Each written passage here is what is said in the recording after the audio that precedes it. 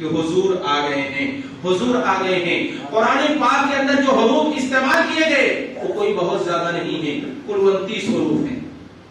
کتنے حروف ہیں؟ حروف تہجی جس کو کہا جاتا ہے، الف سے لے کر کے یا تک، الف با تا سا آپ پڑھتے ہیں، کل کتنے حروف ہیں؟ 29۔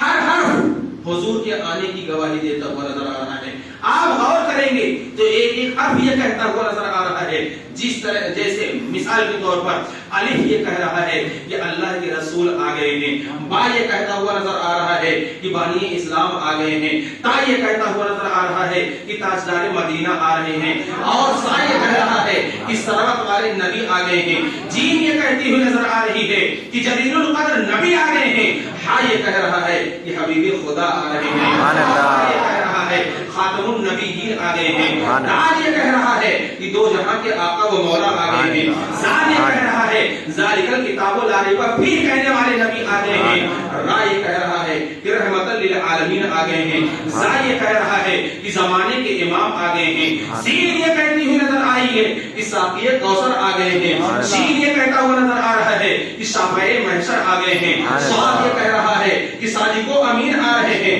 ضاد یہ کہہ رہا ہے کہ ضعیفوں کے آقا و مولا آ گئے ہیں، طا یہ کہتا ہوا نظر آ رہا ہے کہ طیب و مطہر آ گئے ہیں، ظا یہ کہتا ہوا نظر آ رہا ہے کہ ظلم کو مٹانے والے نبی آ گئے ہیں، عین یہ کہتا ہوا نظر آ رہا ہے کہ عرب کے تاجدار آ گئے ہیں، غین یہ کہتا ہوا نظر آ رہا ہے کہ غریبوں کے آقا و مولا آ گئے ہیں، اور فا یہ کہہ رہا ہے، فا یہ کہتا ہوا نظر آ رہا ہے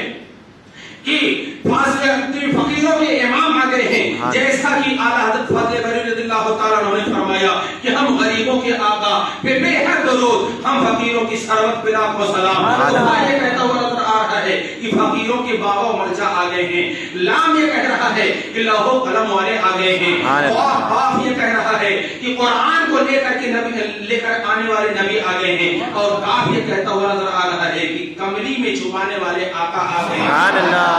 یہ کہتی ہوئی نظر آ رہی ہے کہ محمد رسول اللہ صلی اللہ علیہ وسلم آ گئے ہیں، نون یہ کہہ رہا ہے کہ نبیوں کے سردار آ گئے ہیں، واو یہ کہہ رہا ہے کہ وہ دوہا چہرے والے نبی آ گئے ہیں،